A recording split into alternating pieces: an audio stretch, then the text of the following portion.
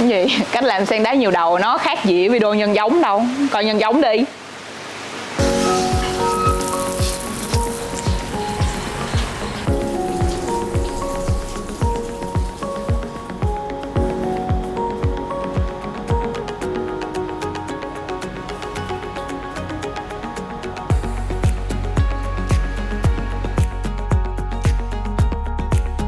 Bình thường á, mình thấy mọi người trồng sen đá nếu mà trồng một cách tự nhiên thôi á thì cây của mọi người sẽ ít khi nào mà ra được nhiều đầu lắm. Đa phần là nó sẽ chỉ là một cái cây một đầu xong rồi nó mọc to ra như thế này.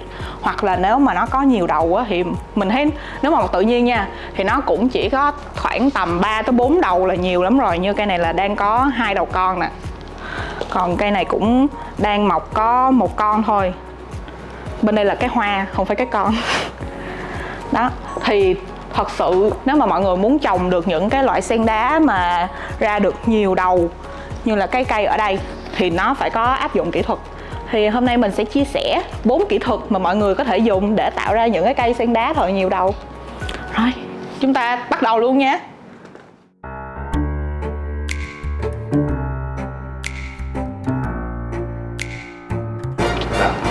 Thì cách để tạo ra sen đá nhiều đầu ở đây mình sẽ có 4 phương pháp. Đầu tiên đó chính là vặt lá ở trên thân. Tiếp theo là cái phương pháp cắt cái đỉnh cây. Phương pháp này thì dùng cho tất cả các loại sen được luôn. Thứ ba đó là chúng ta sẽ nhân giống bằng lá, và từ cái lá đó nó sẽ có ra được tỷ lệ nó có nhiều đầu cao hơn là chúng ta nhân giống từ cây con. Và cuối cùng là cái phương pháp dễ nhất là chúng ta sẽ trồng nhiều cây vào cùng một chậu thì chúng ta sẽ có một cái chậu cây có được nhiều đầu. Ở cái phương pháp vặt lá thì mình thường sẽ dùng cái phương pháp này cho những cái loại sen cành hoặc là những cái loại sen nào mà cái tầng lá của nó thưa thưa ra như thế này nè thì sẽ dễ hơn. Thật ra thì vẫn dùng cho cái sen, những cái giống sen đài thôi, nhưng mà đây mình sẽ ví dụ thử khi mọi người vặt cái lá của cái sen đài á, thứ nhất là nó rất là khó vặt, thứ hai là cho dù mọi người vặt xong đi, cái cây của mọi người như đây, cây này nó đang có 2 cái đầu con nè, thì cái form dáng của cái cây sen đài khi mà vặt lá như vậy để tạo nên cái cây nhiều đầu á, nó cũng không có đẹp như là những cái loại thân cành như vậy.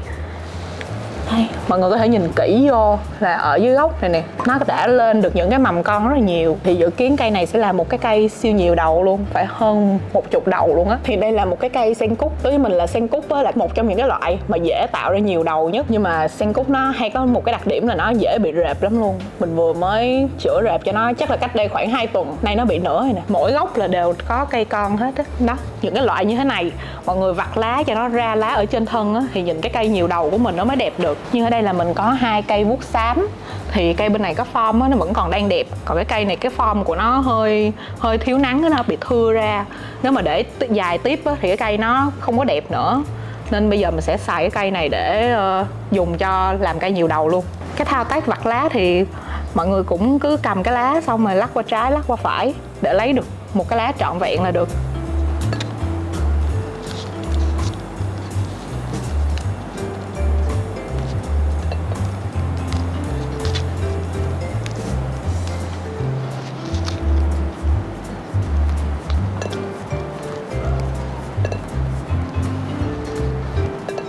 Bước này á, nếu mà mọi người chỉ vặt lá không á, thì nó chưa đủ lắm. Tại vì đây mình có một cái cây này, 2 cây này cùng loại, mình chỉ vặt lá thôi mà mình không có cắt cái đầu ở trên thì cái thân nó ít khi nào mà nó nuôi được thêm mầm nhiều lắm. Nó sẽ tập trung nó vẫn nuôi cái đầu ở trên thôi. Nên là cái bước tiếp theo chúng ta sẽ cắt cái đầu ở cây này luôn để tạo ra được những cái cây mà có nhiều con như vậy nè. Rồi, mọi người lúc mà cắt thì nhớ là vệ sinh dụng cụ trước. Nếu mà được thì nên đổi thành lưỡi dao mới cho nó an toàn.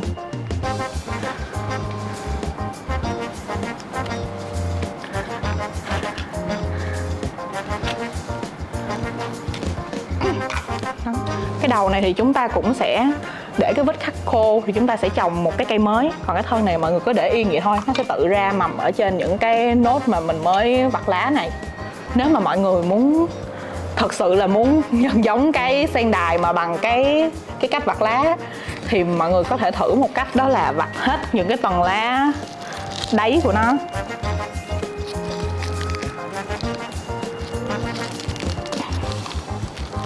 Mọi người cũng vặt những cái lá ở dưới của nó như vậy nè.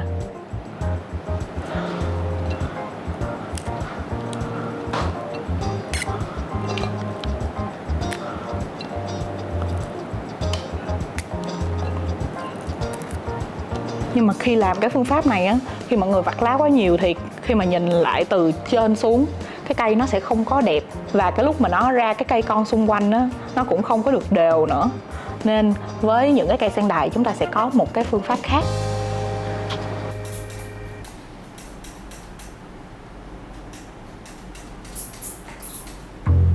Thì đối với những cái dòng sen đài như thế này á, thì chúng ta sẽ dùng cái phương pháp đó là hủy đỉnh. Chúng ta sẽ cắt cái đầu cây ra, và từ cái đầu cây đó nó sẽ mọc ra những cái cây con ở trên xung quanh cái lõi. Thì để hủy đỉnh thì chúng ta sẽ cần một số dụng cụ như là dao hoặc là kẽm, hoặc là mọi người có thể dùng chỉ nha khoa để mà cắt ra. Một lần nữa, cắt cái gì thì cũng phải nhớ vệ sinh. Nhưng mà ở đây mình dùng chỉ nha khoa thì nó vệ sinh sẵn rồi nên mình sẽ bỏ qua bước đó. Thì đây là một cái cây sen đài, cái tầng lá của nó rất là khít, nên cái việc cắt nó sẽ hơi khó hơn chút, tại cái thân của nó cũng dày nữa. Nếu mà mọi người cắt ở nhà thì mình khuyên là nên cắt bằng cái kẽm mỏng. Nhớ đeo bao tay, tại vì cái kẽm nó cũng dễ gây xước tay á. Mà ở đây mình tiện là mình có cái chỉ nha khoa này thì mình vẫn tiếp tục cắt bằng chỉ thôi. Trời ơi, té bé khủng long rồi. Với những cái cây sen đài á, mọi người đếm cái tầng lá càng kỹ thì cái vết cắt của mọi người nó sẽ là cái vết cắt ngang á, nó sẽ dễ cắt nhất. Còn nếu mà để lệch thì nó sẽ hay thành cái vết cắt bị xéo, thì nó sẽ cứng hơn và khó cắt hơn. Mình khuyên vậy thôi chứ mình cũng không có thấy đường cắt nữa mọi người. Cái lá này là của tầng dưới. Đây.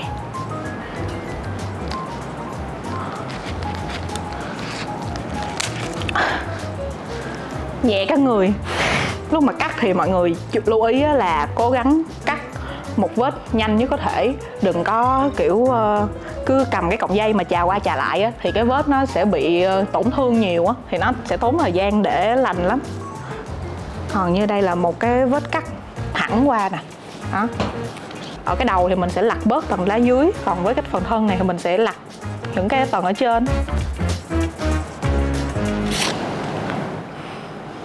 Anh ơi, cắt cái cảnh này nha.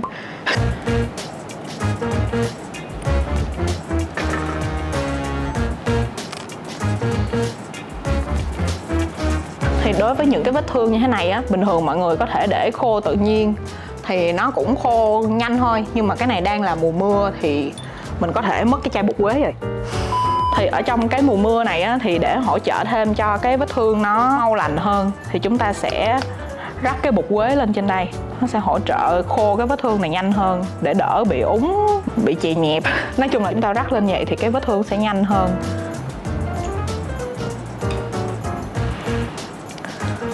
Thì đó là cái phương pháp hủy đỉnh. Thì cái cây con đó nó cũng sẽ mọc ở xung quanh cái đỉnh như thế này nè. Thì dần dần nó cũng ra thành một cái bụi lớn.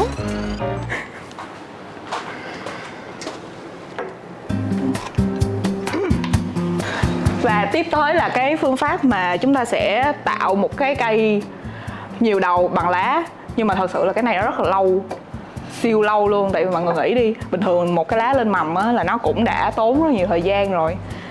Nên phương pháp này kiểu làm cho vui thôi, làm vì sở thích thôi, chứ mình vẫn khuyến khích là mọi người nên làm hai phương pháp kia hơn.